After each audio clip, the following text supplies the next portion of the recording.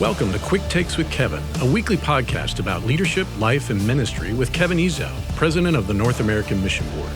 Each week, Kevin will be focusing on how pastors can keep their souls healthy in the midst of the demands and challenges of everyday life. Now, here's your host, Kevin Ezel. Hey, Pastor, welcome to Quick Takes with Kevin. Today I'm with one of my very best pastor friends, Johnny Hunt. I'm so grateful to work with at NAM, and has been at Woodstock for how many years were you at Woodstock? 33 years. 33 years. Well, I'm incredibly indebted to you and Miss Janet for you coming to the North American Mission Board. But I want the pastors to have the opportunity just to sit down with you. Not everybody gets a chance to hang around Johnny Hunt, although that's your spiritual gift, just Hanging out. Hanging out. But Johnny, we've been walking through a book that Lance Witt wrote about replenish, just trying to replenish the pastors. A lot of discouraged pastors out there, and some are just trying to keep their hands on the plow and do the very best they can.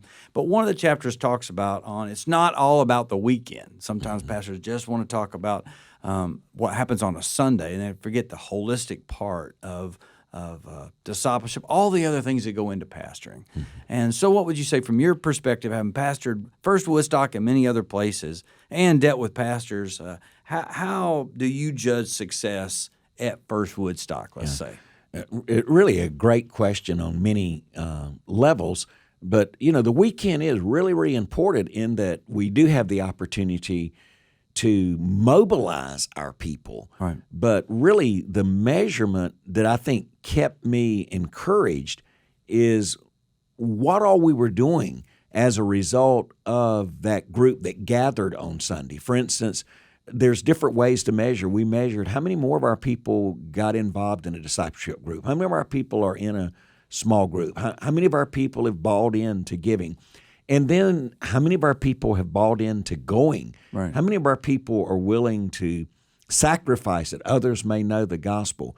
So we really tried to lead our people to be obedient. If they embraced the Great Commission, are they going overseas, supporting overseas? Are they going to their neighbors? And so we've talked neighbors and nations. Right. So Sunday, I like to think about my message as how intentional is it? Like, if this message is really used by God, what will it look like in the lives of our people? Right. So, and what are the measurements? Or even what do I hope our people will do after they hear this message? For instance, if I preached on biblical stewardship that was broad, that helped us to fund the ministry to the nations, to the neighbors, to church planting, Lottie Moon, Annie Armstrong, I wanted to know they were following me. So when I presented that message, how are they responding to the message that we presented to them? So preach with intentionality and make Sunday a big deal, but realize that the measurement is what did the people do.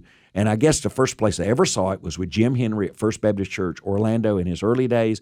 When you leave his campus, and a lot of people do it now, Woodstock does it, there's a sign at the exit that simply says, "We're now entering our mission field." Right.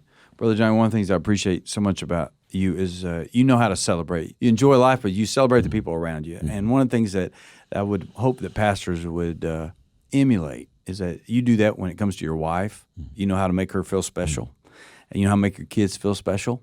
And one of the things I've grown to love about you is how much you want to make your grandkids. I mean, you adore your family, and you celebrate the right things, and you model the right things when people aren't around. When it comes to pastoring a church, I mean, you also have led your church to celebrate the right things. And how would you say, what kind of things do you celebrate at your church, or you think a pastor should celebrate to help focus on things other than just attendance and just those things on Sunday? What is it, or how did you choose what to celebrate?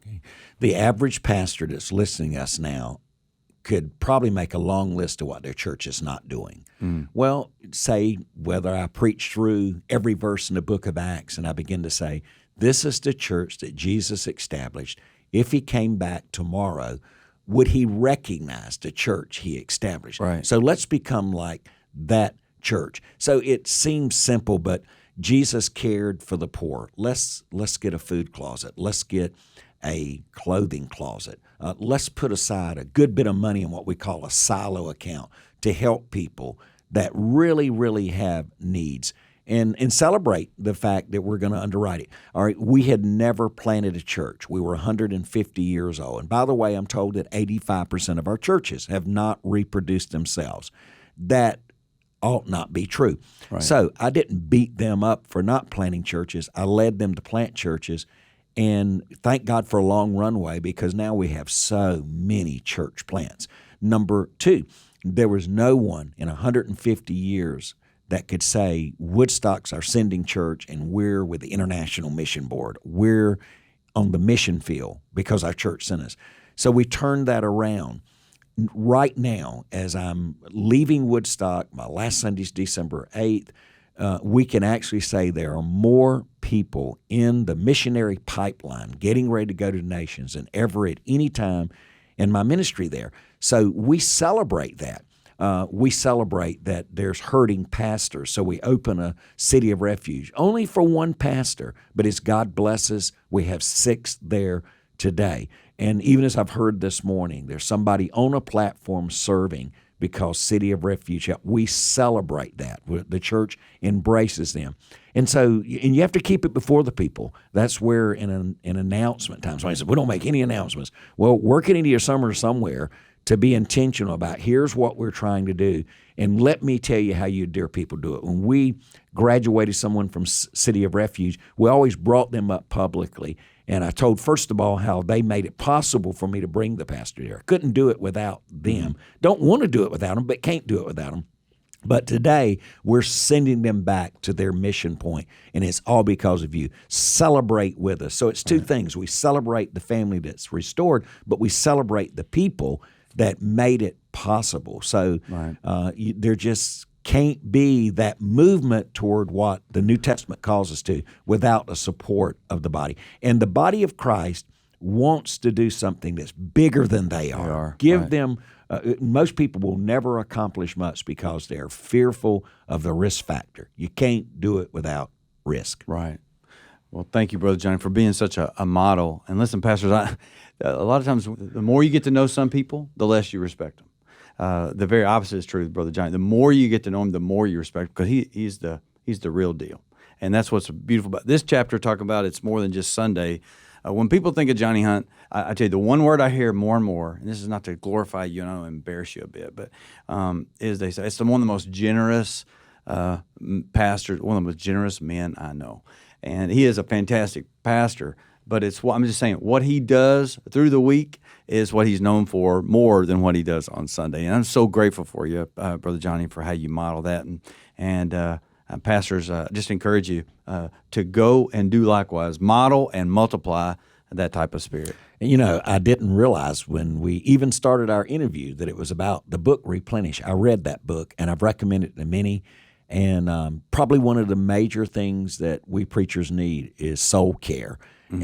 And in reflection, to reflect on what we are doing, what we'd like to do. And I love to sit with younger pastors and hear their heart about what they would like to accomplish, and then come up with really strategies and goals that would help them embrace that mission so that they can become all that God intended them to be. Amen. Thanks for joining us for Quick Takes with Kevin. Each week, Kevin will visit with pastors and leaders as they talk about the challenges they face and the lessons they've learned in balancing faith, family, and ministry. Thank you for being with us.